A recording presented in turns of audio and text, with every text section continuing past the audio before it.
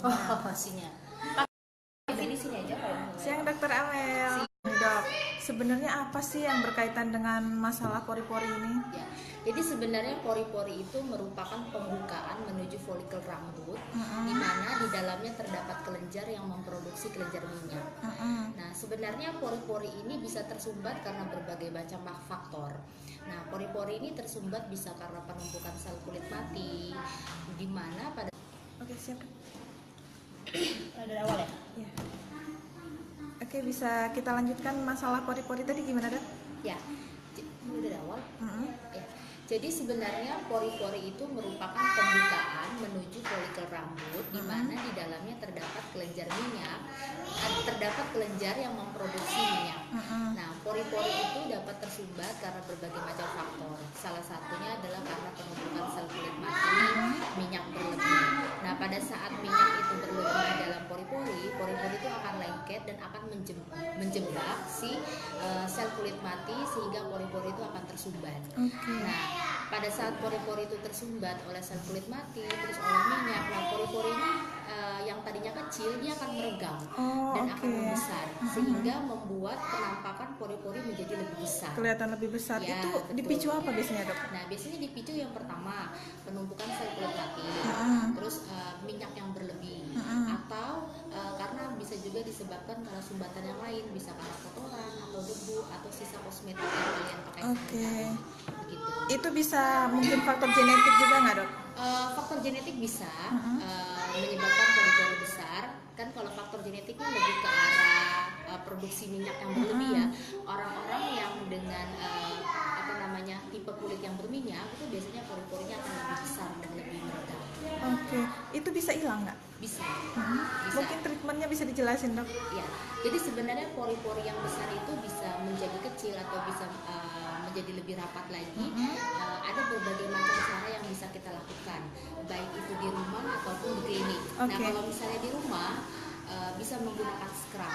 Jadi teman-teman semua bisa menggunakan scrub atau produk yang bersifat eksfoliasi sehingga mengurangi terjadinya penumpukan sel kulit mati. Yang tadi saya dokter jelaskan sebelumnya kan penyebabnya karena penumpukan sel kulit mati. Jadi sel kulit matinya diangkat dengan cara apa? Eksfoliasi. Sumbatannya dihilangkan ya, Dok? Betul. Dengan cara scrub. Jadi carilah produk-produk yang bersifat eksfoliasi ringan, jangan terlalu berlebihan, dan di dalamnya juga terdapat pelembab, bisa mengandung gliserin, itu juga bisa. Atau yang kedua bisa menggunakan sunblock atau tabir surya minimal SPF-nya 30. Karena sebenarnya pori-pori yang besar itu juga bisa disebabkan salah satunya karena sinar UV atau ultraviolet. Nah, di mana pada saat si kulit ini terpapar sinar UV secara berlebihan atau terus-menerus, jaringan elastin atau kolagen itu akan menurun. Nah, pada saat jaringan elastin sama kolagen menurun, itu akan menyebabkan pori-pori menjadi meregang dan membesar juga. Jadi memang harus wajib menggunakan tabir surya minimal SPF 30. Itu bisa membantu ya, Dok? Ya, bisa membantu. Itu bisa yang dilakukan di rumah ya. Atau bisa menggunakan toner. Toner ini bisa digunakan di rutinitas produk skincare. Kalau misalnya kalian punya keluhan minyak yang berlebih, bisa menggunakan toner untuk mengurangi minyaknya. Pada saat minyak itu berlebih itu berkurang, dia juga feedbacknya juga akan mengecilkan pori-pori. Gitu. Jadi kita lihat pemicunya ya, Dok? Iya, pemicunya kita lihat.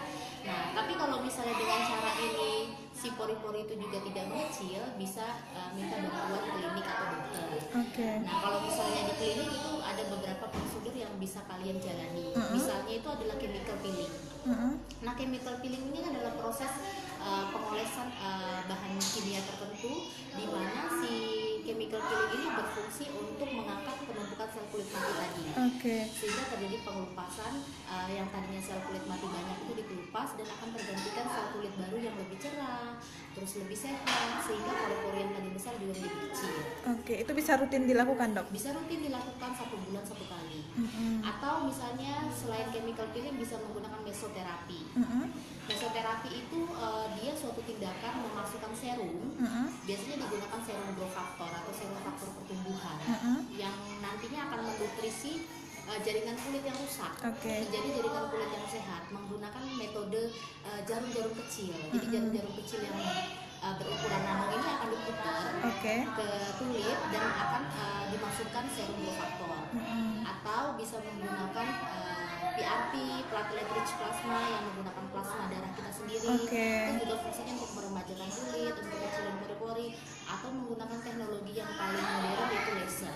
Jadi manfaat yang didapat nggak cuma pori-pori aja yang kecil ya dok? Oke. Ini biasanya masalah pori-pori ini menyerang kulit yang tipe seperti apa biasanya dok? Biasanya sih dengan orang-orang dengan kulit yang berminyak, gitu. Dengan orang-orang yang kulit berminyak, sering terpapar sinar matahari secara terus-menerus, biasanya pori-porinya besar. Atau orang-orang yang selalu melakukan tindakan facial tidak menggunakan tidak sesuai dengan standar operasional prosedur. Misal nih, facial terus komedo atau jerawatnya belum matang, dipencet secara paksa. Ya, dipencet secara paksa sehingga menyebabkan pori-pori yang harusnya tidak terbuka menjadi terbuka. Gitu. Ini biasanya yang paling sering kena kulit cewek apa cowok dok? Kalau untuk rata-rata sih semuanya sebenarnya hampir sama. Jadi tergantung apakah kulit itu berminyak atau tidak. Oke. Termasuk mungkin faktor makanan mempengaruhi dok? Ya, bisa. Faktor makanan juga bisa mempengaruhi terjadinya pori-pori besar. Jadi ada beberapa makanan yang pemicu timbulnya kelenjar minyak itu memproduksi minyak lebih banyak. Oke, seperti apa dok? Makan makanan yang biasanya makan makanan tinggi protein sama gula. Gitu. Jadi kita harus mengurangi makan makanan yang tinggi protein sama makan makanan yang mengandung gula yang tinggi. Itu cara pencegahan ya dok? Iya, betul. Oke, jadi mungkin kalau untuk kita yang nggak ada masalah nih untuk mencegah selain mungkin dari faktor makanan yang bisa kita lakukan untuk perawatan dok? Perawatan di mana nih? Gimana nih? Untuk yang kulitnya mungkin belum gitu kan atau belum mengalami gangguan. Kalau misalnya teman-teman semua belum mengalami gangguan pori-pori yang besar, itu bisa melakukan perawatan dengan cara apa? Yang pertama, rajin membersihkan wajah dengan menggunakan facial wash sesuai dengan kondisi kulit. Kalau misalnya kulitnya berminyak, yang menggunakan sabun dengan kulit berminyak. Kalau kondisi kulitnya normal atau kering, menggunakan produk yang sesuai dengan kondisi kulit. Jangan lupa gunakan sunblock. Gunakan tabir surya minimal SPF 30. Penting itu dok ya? Penting. Karena apa? Untuk melindungi kulit kita terhadap paparan sinar matahari. Karena kan sinar matahari ini bahaya buat kulit ya. Dia bisa menurunkan produksi kolagen sampai elastin kita sehingga kulit jadi kendor, terus kulit jadi besar, timbulnya wrinkle atau kerutan. Itu nggak peduli umur ya dok kalau untuk umur. SPF ini? Ya betul. Jadi sebenarnya perawatan itu harus dilakukan sedini mungkin. Jangan tunggu tua. Gitu ya. Kalau tunggu tua perawatan nanti bingung, malah banyak yang harus diperbaiki. Oke, siap. Makasih nih dokter Amel. Mudah-mudahan bermanfaat.